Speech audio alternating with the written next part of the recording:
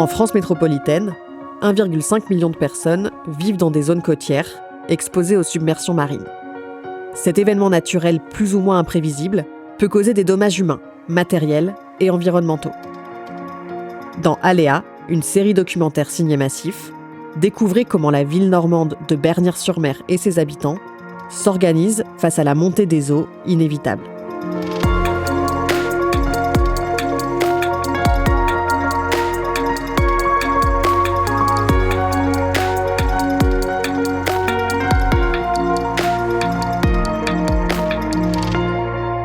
Épisode 1, l'océan à nos portes. Dans cet épisode, Nathalie nous ouvre les portes de sa maison en bord de mer. Elle partage les joies et les inquiétudes de vivre si proche de l'océan. Un privilège quotidien qui devient parfois une source d'angoisse, surtout lorsque les tempêtes frappent et que l'eau menace d'envahir son foyer. Entre la beauté du paysage et les dangers grandissants, Nathalie évoque son attachement à ce lieu unique, mais vulnérable.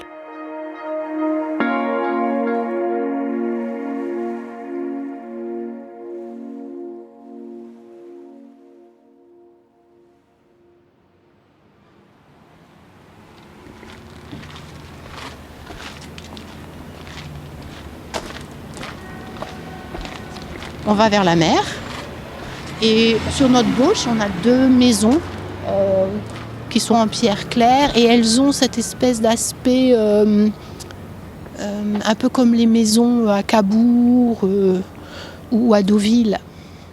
On n'a pas du colombage, mais on a du bois, on a des plans inclinés. Elles ont des jolis noms. Celle-là, je crois que c'est les Rafales. La Brise. C'est une architecture balnéaire, Second Empire, qui remonte à la période de la mode des bains de mer et de l'engouement parisien pour la côte normande. Donc Nathalie Worthington, j'ai 57 ans, j'habite à Bernières-sur-Mer et je dirige le centre Juno Beach, le musée canadien à Courseulles, le village d'à côté, dont je suis originaire. Bernières, c'est une petite ville en bord de mer avec toute une partie vieux bourg construite autour de l'église. C'est une ville où il y a 5 châteaux. Donc c'est une ville qui a été très riche au moment du Moyen-Âge. Et puis donc beaucoup de maisons anciennes en pierre de Caen, un vieux bourg. Au bout de la rue, on se rapproche de l'église. Et puis de l'autre côté, on se rapproche de la mer. Et donc là, on arrive sur cette route qui longe la plage. Il faut savoir que moi, quand j'étais enfant, cette route, elle n'existait pas. Ici, c'est pas par là qu'on passait pour longer la côte. Donc ça, c'est une route qui est très fréquentée, qui a été construite dans les années 70-80. Et donc, il y a beaucoup de circulation. C'est une zone qui est régulièrement inondée dès qu'on a des pluies torrentielles, c'est-à-dire vraiment grosse intensité. Ici, on va monter à 50 cm d'eau systématiquement. Alors nous, on est épargnés parce qu'on a un mur et puis que la maison elle est un peu surélevée. Mais les voisins de l'autre côté de la rue, eux, leur cave, elle est régulièrement inondée.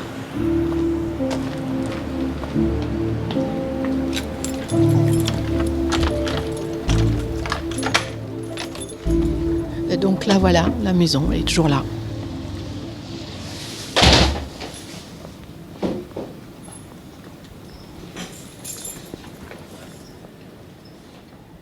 C'est une maison qu'on a achetée en 2003 et qui date du début des années 1900. Elle a une particularité parce que pendant la Première Guerre mondiale, elle faisait partie des hôpitaux où venaient être soignés les soldats de la guerre 14-18, qui étaient répartis dans des châteaux ou dans des maisons bourgeoises. Alors celle-ci était plutôt petite, mais pour autant, elle avait une histoire différente de celle des plages du débarquement. Donc c'est quelque chose qui nous plaisait bien. La première fois que j'ai visité la maison, tout de suite on a su que c'était la bonne. On a aimé les volumes, on a aimé l'atmosphère, même si elle était vraiment en très mauvais état, parce que c'est une maison qui avait été un peu malmenée. Mais on aimait beaucoup le fait qu'elle soit entourée d'un jardin et qu'elle soit tout près de la mer.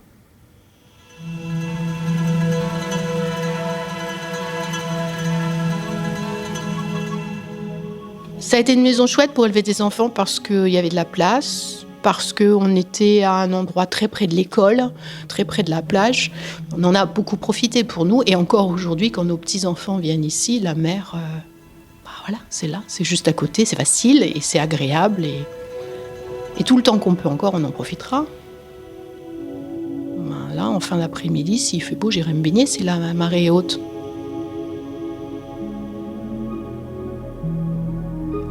Depuis 20 ans qu'on est installé ici, j'ai pu voir des grosses tempêtes. J'ai pu voir comment la mer me semble, à marée haute, de plus en plus haute et de plus en plus souvent.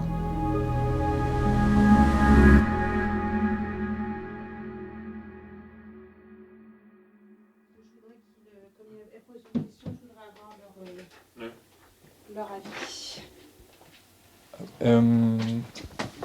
Je sais pas, où est-ce que vous voulez qu'on s'installe sur la table ronde, peut-être mieux.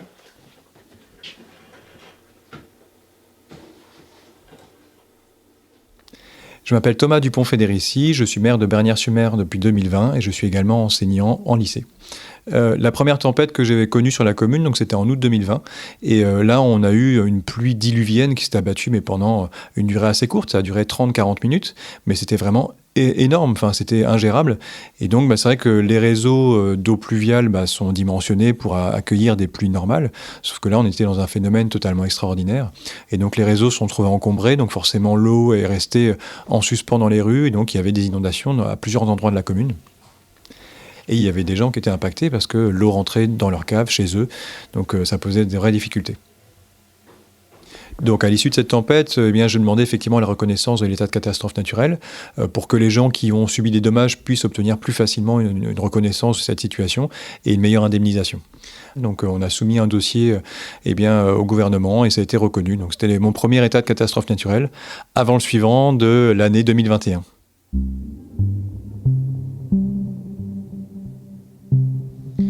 Alors, je ne pensais pas effectivement que j'allais connaître aussi souvent des phénomènes climatiques, mais en même temps, c'est vrai que dans l'actualité, on voit bien partout en France que des événements intenses sont de plus en plus fréquents.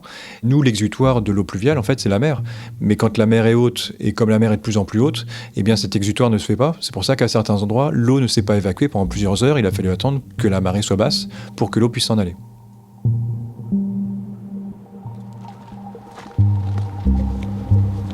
C'était là.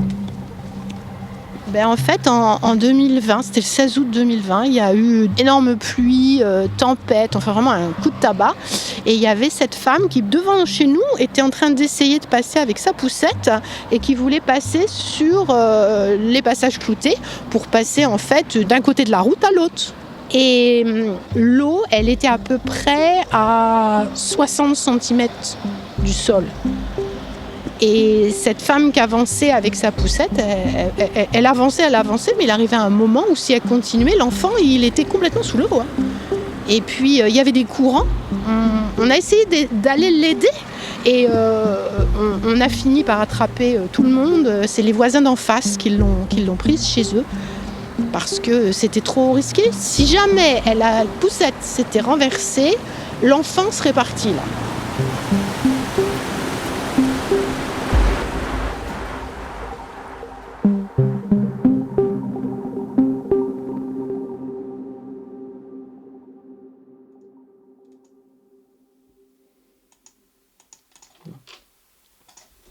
Alors, je l'ai quelque part, les photos. Celle-là, elle était extraordinaire. Celle-ci, elle était extraordinaire. Les gens, ils faisaient du paddle dans la rue. C'est toujours cette zone où je vous dis, c'est toujours inondé, où on voyait les voitures tout à l'heure. Ils faisaient du paddle. Marc, est-ce que tu te souviens, la dernière tempête, elle avait soufflé drôlement fort, tu te souviens? Et il y avait les panneaux électriques qui étaient cassés sur la digue, là. Les poteaux, c'était quand, ça?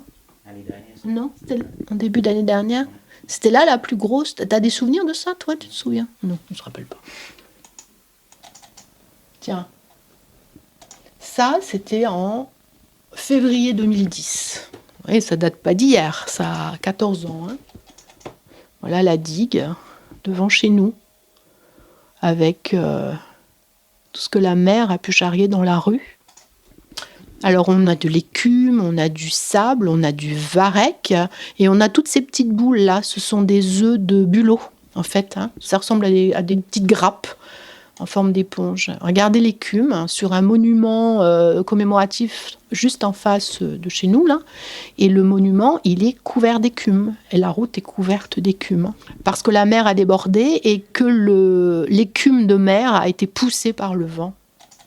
Là, on est sur une route où le goudron a explosé, en fait. Les vagues ont réussi à éclater le goudron sur la digue. Ça, c'était en 2010.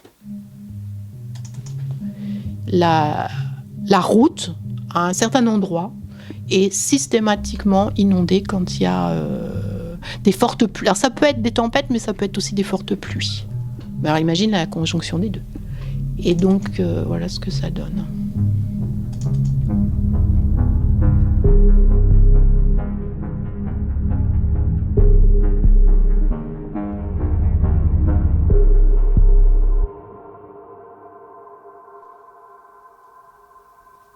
Bernières, en fait, a été construit en partie sur des zones marécageuses qui font que les eaux de pluie ont du mal à s'écouler.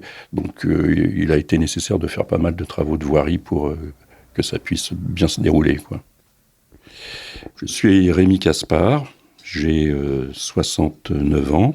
Je suis à la retraite de l'entreprise Météo France, où j'ai fait toute ma carrière dans le domaine de la météo marine.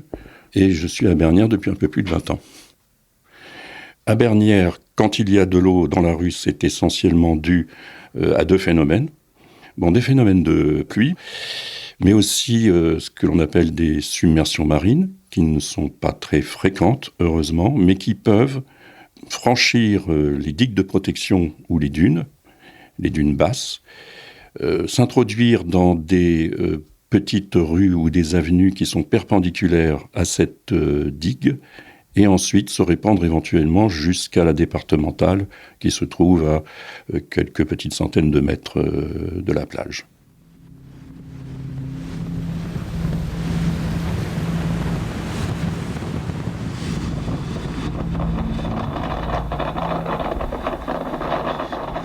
C'est une vidéo donc, que j'ai prise en janvier 2018.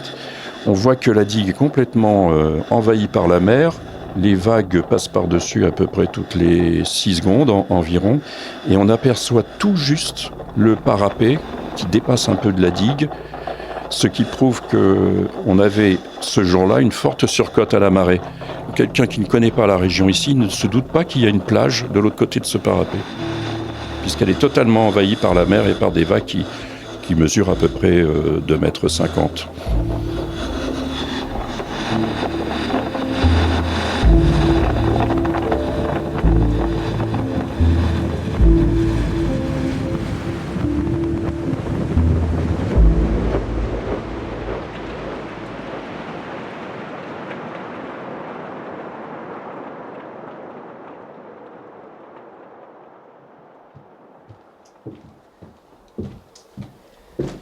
On monte les marches du vieil escalier. Et là, on arrive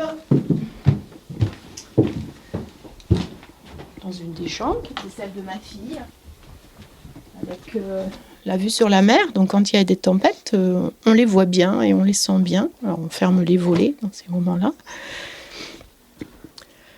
J'ai pu voir les grosses tempêtes, j'ai pu voir les petits débordements.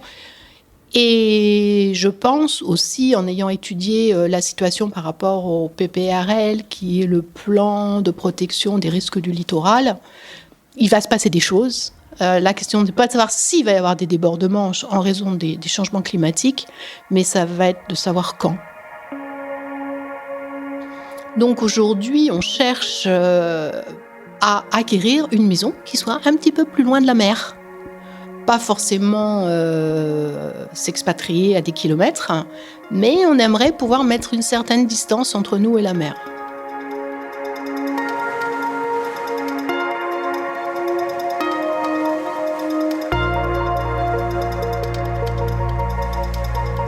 Avec ce podcast, Massif souhaite sensibiliser le grand public sur les risques engendrés par les aléas naturels. Car c'est collectivement et avec humilité face à la nature que des solutions sont et pourront être mises en place. Aléa est une série Massif, produite par Insider Podcast.